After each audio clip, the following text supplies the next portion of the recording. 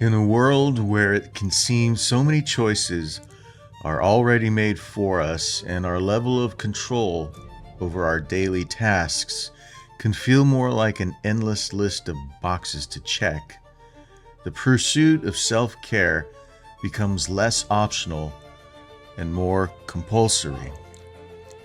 I was due for some self-care myself, and so I traveled to a land very, very different from the place I call home in the Pacific Northwest. It was a place where large deposits of salt were actually called lakes. And at first glance, it may seem absolutely barren. But it didn't take long to find that even in a place like this, life abounds if you look for it. I got outside and I got that self-care done. Given that we can so easily find ourselves beholden to modern comforts and our steps dictated by a smartphone or computer screen, it seems very fictional to think that for thousands of years, humans did things such as to take long walks, to harvest food from a garden of their own making. They knew how to start a fire for warmth and for cooking, and didn't drink water from a plastic bottle. A walk in the woods or the countryside was just a way to get from point A to B. But now, many of those things which were normal for thousands of years are pastimes or things for special occasions. Many of the seemingly mundane things from the past, maybe even from our childhood, are now in the category of things we could label as self-care.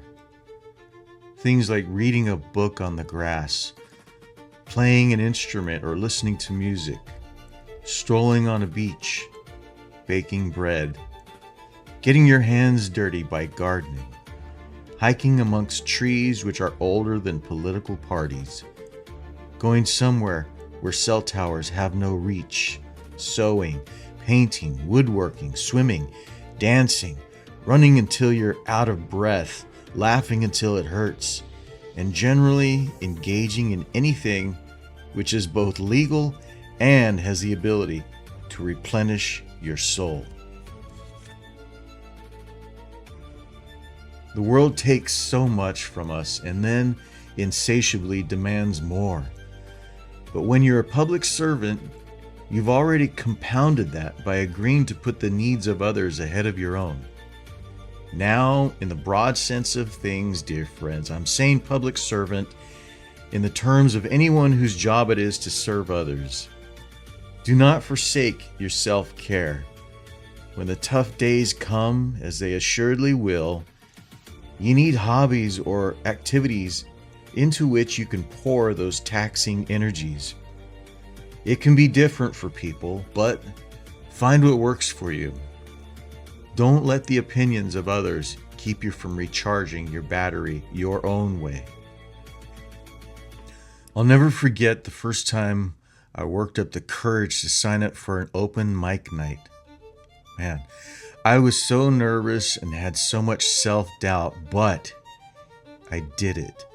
It was such a beautiful rush.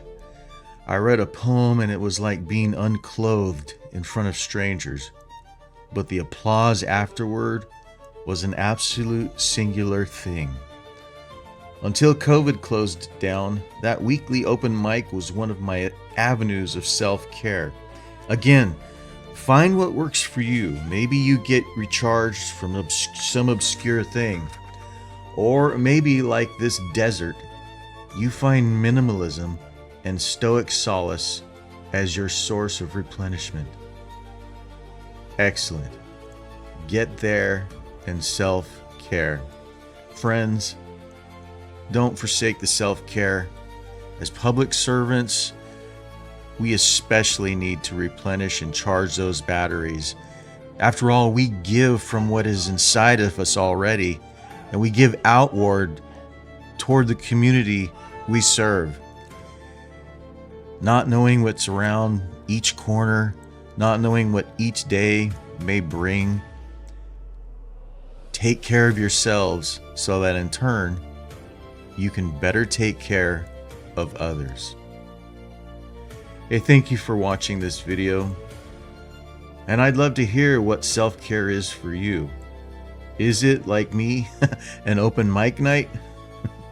Well, whatever it is, get out there and get that self-care work done. Thanks for tuning in to Outside with Sarge. We will see you very soon with another video. Until then, take care of yourself and take care of the people around you.